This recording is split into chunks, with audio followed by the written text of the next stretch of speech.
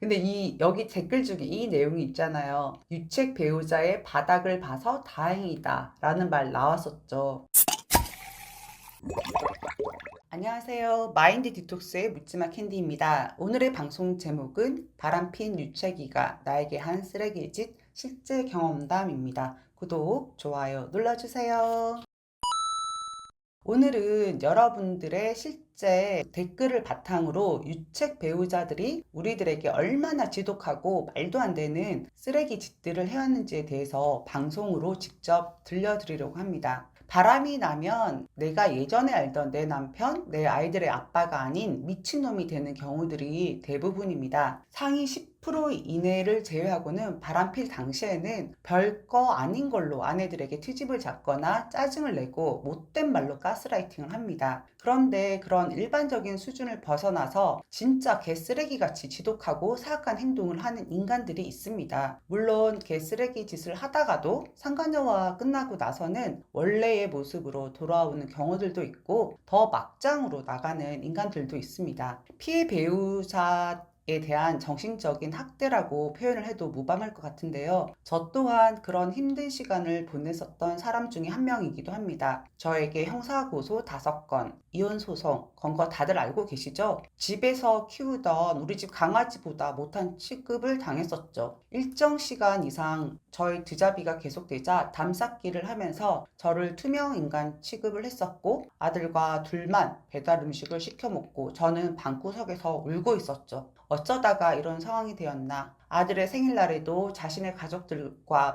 함께 보내고 외도를 알게 된 첫날 제가 미처 날뛸 때부터 모든 증거 사진을 찍어 두었던 걸 알게 되었고 심지어 그 다음 날짜로 병원에서 진단서를 끊고 차곡차곡 모아놓은 것도 이혼 소송에 제출을 했었습니다. 생활비를 끊고 가족 카드로 제가 쓰던 그 카드를 분실 신고를 하고 제 명의로 되어 있던 모든 보험은 다 해지시켰고 아들과 둘만 함께 아무런 통보 없이 여행을 갑자기 가거나 몸싸움을 하다가 제가 혀를 깨물어서 바닥에 흐른 걸 실수로 깨물은 거죠. 수건으로 다 닦고 그걸 삶아 놓았더라고요. 본인한테 불리할까봐 그랬나 보죠. 증거인멸인 거죠. 그때 그 새끼가 저를 경찰에 신고해서 저는 경찰서에서 조사를 받고 집에 왔었던 기억이 나네요. 싸우면서 제가 찢었던 그 새끼의 옷은 장롱이 한복 상자 안에 숨겨 놓았고 그걸 찍어서 또 증거 자료로 제출도 했었고요. 그때 몸싸움으로 온몸에 피멍이 다 들어서 한여름에 긴 팔 옷을 입고 회사 근처 병원에 가서 보여주니까 그렇게 착하고 선해 보이던 의사 선생님도 분노하시더라고요. 어떻게 이 지경이 되었냐면서. 그 상황도 그 새끼는 경찰한테 가서 제가 폭력을 휘둘렀다고 진술을 했고 자신은 방어만 했는데 저 혼자서 난리쳐서 저렇게 된 거라고 했어요. 그리고 조서 작성을 하는데 경찰이 그러더라고요. 남편분은 이혼한다라고 하는데 아내분은 어떻게 하실 생각인가요? 저는 이혼 안 합니다 하면서 울먹이고 말했던 기억이 나네요. 그쪽 집안 식구들 장례식을 치르면 저에게 못 오게 했고 맏며느리로 제가 지내오던 제사를 못 오게 했었죠. 제가 안 간다고 한 게 아니라 병신같이 거기 제가 가서 문을 두드리며 미친놈을 문을 닫고 밀어내려고 해서 제 왼손 절단될 뻔했습니다. 그때는 제가 그렇게 병신이었습니다. 한순간에 17년간 제가 만들어 온 그 며느리 자리, 엄마 자리, 와이프 자리, 모든 자리를 다 없애려고 했었죠. 그럼 지금부터 유책 배우자들이 우리들의 영혼에 상처를 주었던 쓰레기 짓들에 대해서 이야기를 해드리겠습니다. 첫 번째, 저는 제가 아무리 아파도 남편에게 말도 하지 않고 혼자서 병원 다니고 혼자서 수술했습니다. 제가 아프다라고 말을 해도 씨알도 먹힐 것 같지 않았던 시절이었거든요. 집안의 경조사조차도 귀찮은 듯이 억지로 와서 돌덩이처럼 영혼 없이 앉아 있었고 바쁘다고 하면서 참석조차도 하지 않았던 적이 더 많았습니다. 그런데 외도할 때는 월차, 연차 내어서 그년이랑 부지런히도 다녔더라고요. 집에 오면 자기는 회사 일 때문에 바쁘다고 하면서 손 하나 까딱하지 않았던 평생 외도를 했던 유책이 외도가 발각되고 나서 넌 쓰레기야 라고 말해줬습니다.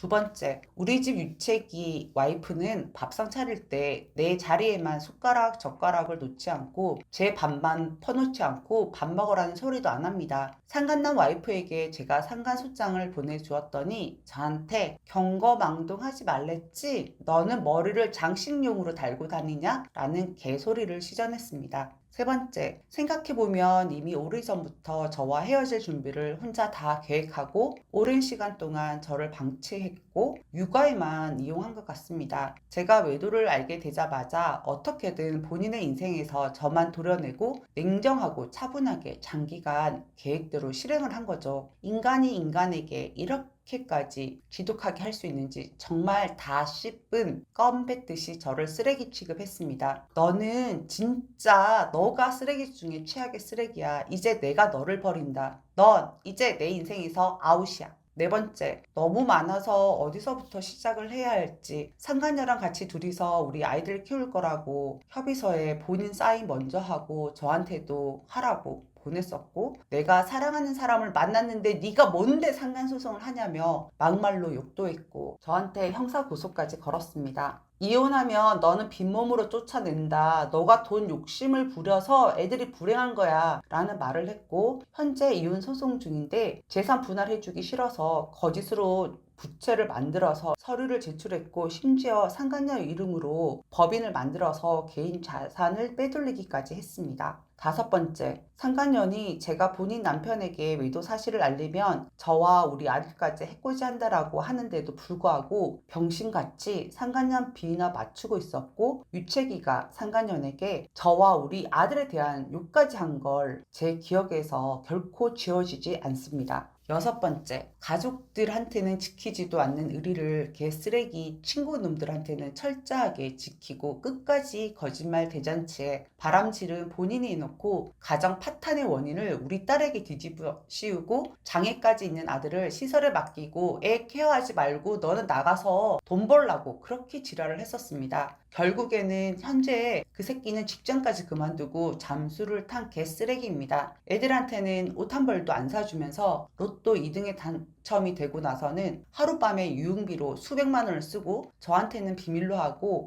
그 당첨금의 반을 친구놈한테 준 미친놈입니다. 일곱 번째, 제 생일날에 상간년이랑 둘이 여행을 갔었고 상간년이 임신하고 나서 그날 아이가 생긴 거라고 둘이서 톡하는 걸 보고 소름이 끼쳤습니다. 다행히 혼외자 출생은 막았지만 제 생일에 그 일이 한 번씩 생각납니다. 상간년은 아들도 2명이나 있는 사별녀인데 그 애를 끝까지 낳으려고 했고 유채기는 실수라고 아이를 낳는 건 원하지 않아서 둘이서 싸움이 났고 그래서 헤어졌는데 또 다시 붙더라고요. 저는 드잡이는커녕 어디 가서 유채기의 외도 이야기를 한 적이 없어요. 너무 창피해서 무덤까지 가지고 갈 생각입니다. 마디는 제 대나무 숲이니까요. 저는 절대로 이 새끼랑 다시 살 생각이 1도 없습니다. 차라리 그 새끼의 바닥까지 본 게 다행이라고 생각합니다. 여덟 번째, 바람핀 건 이젠 그냥 그러려니 합니다. 그런데 내 돈 꿀꺽한 건 지구 끝까지 쫓아가서 받는다 이 개새야. 아홉 번째, 제 생일에 같이 여행 가서는 본인은 회사 일 해야 한다고 하더니 여행지에서 상간녀에게는 할머니 생신으로 가족 여행 왔어 라고 거짓말 시전 중이었고 제가 자신을 무시해서 외도한 거라고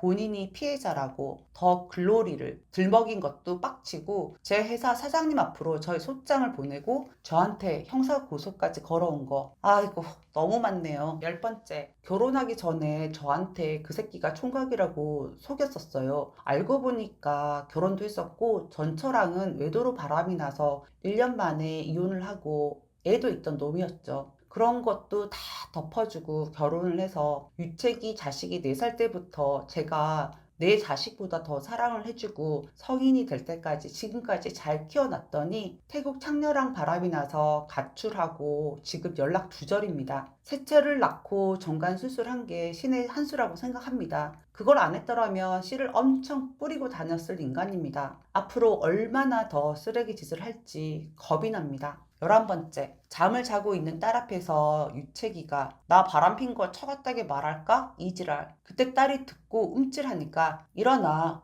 라고 하면서 본인이 직접 딸을 깨워서 지가 바람 폈더라고 딸에게 말을 했어요. 그 말을 한 후로는 적반하장으로 딸은 그래도 아빠 왔다고 인사를 해도 한숨을 쉬면서 딸의 인사를 싣고 방에 기어 들어갔어요. 그래도 아빠가 밉지 않다라고 말하는 딸에게 나도 네가 밉지는 않아. 그런데 엄마는 밉다? 라고 말했습니다. 그러면 미친놈이 나한테 말 걸지 마라 하면서 담 쌓고 쌩 까고 그리고 나서 집에 있는 물건들을 하나 둘씩 챙겨서 집을 나갔습니다. 12번째, 유채기가 상간년 딸이랑 통화하면서 본인은 이혼남이고 아들이 있다고 거짓말을 했습니다. 아들은 없고 딸만 있거든요. 겨우 고등학생인 딸 앞에서 본인은 두 집 살림 할 거라면서 딸에게 네가 외도 증거를 엄마한테 알렸기 때문에 일이 벌어진 거야. 네가 원인이야 라고 말했습니다. 저 몰래 신우년이랑 유책이랑 상간년이랑 골프를 치고 다니고 여행을 다녔더라고요. 심지어 신우년이 상간년 편을 들어서 상간년이 유리하게 사실 확인서까지 적어 주었습니다. 그걸 누가 부탁했겠어요? 유채기가 시켰겠죠. 세 번째, 빼박 증거가 넘쳐나는 상간녀 소장을 보고도 미친놈이 상간녀 측 증인으로 나와서 본인들은 바람핀 적이 없다라고 판사님과 제 면전 앞에서 대놓고 거짓 증언을 했습니다. 결론은 원고 완승의 상간녀 완패였습니다. 14번째, 제가 응급실 갔을 때와 아들이 수술했을 때도 그년이랑 붙어 먹느라고 아예 연락조차도 없었고 집에 와서는 오히려 고래고래 소리를 질렀던 기억이 나네요. 15번째, 개새끼가 남자들은 원래 다 그렇다고 20년이나 살았으면 됐다고 제가 지겹다고 너가 안 해줘서 나가서 푼 거라고 하면서 창녀한테 월 300만 원이나 준 병신새끼입니다. 본인 자식들은 어찌 사는지 관심도 없고 지밖에 모르는 이기적인 개새끼입니다. 16번째, 상간녀 생일에 본인은 바쁘니까 본인 식당 직원으로 있던 상간녀 생일 케이크를 저한테 사라고 시킨 게 얼마나 개 뻔뻔하고 나를 개무시했으면 그런 짓을 했을까요? 하나뿐인 우리 딸을 데리고 상간년이랑 같이 외국으로 도망가려고 여권 만들려고 딸 주민번호 알아간 거를 제가 눈치채고 그 계획을 막을 수 있었지만 진짜 죽여버리고 싶었습니다. 어쨌든 머저리 병신 계획은 모두 실패로 돌아가고 지금은 유채기를 이용해서 잘 부려서 먹고 살고 있습니다. 네, 여기까지입니다. 다들 대단하죠? 바람은 폈어도 피해 배우자인 우리에게 이렇게까지 사하고 못해 처먹은 개쓰레기짓까지 했어야 했는지 진짜 제가 유채기들에게 묻고 싶습니다. 배우자의 외도로 가슴이 칼로 난도질 당한 듯 피가 나고 아파서 여기 너무 아프다고 위로해달라고 울부짖는 우리들에게 그들은 짜디짠 굵은 소금을 뿌린 것과 다름이 없습니다. 이 영상에 담긴 이야기들 다 댓글이고요. 진짜 실화입니다. 믿기 힘드시죠? 수천 건의 상담을 해오면서 들었던 우리 마디 회원들 진짜 이야기라고요. 그리고 우리 직접 적은 이야기이고요. 사실은 더 심한 이야기들도 많이 있습니다. 댓글보다 더 심한 이야기들요. 근데 제가 생각할 땐 제가 최악 같거든요. 여러분들이 생각할 땐 여러분들이 최악 같죠. 근데 여기 댓글 중에 이 내용이 있잖아요. 유책 배우자의 바닥을 봐서 다행이다 라는 말 나왔었죠. 오늘 영상이 훗날 누군가의 그 다행이 될 수도 있고 그런 분노와 피고통의 시간들을 잘 이겨낸 후 우리들은 더 단단해져 있을 겁니다. 오늘 방송은 여기까지 하도록 하겠습니다. 네이버 카페에서 묻지마 캔디 마인드 디톡스로 검색을 해주세요. 상담을 통해서 여러분들의 문제 해결에 실질적인 솔루션을 제공해 드리겠습니다. Have a sweet mind detox. 다음 방송일에 우리 또 만나요. 안녕.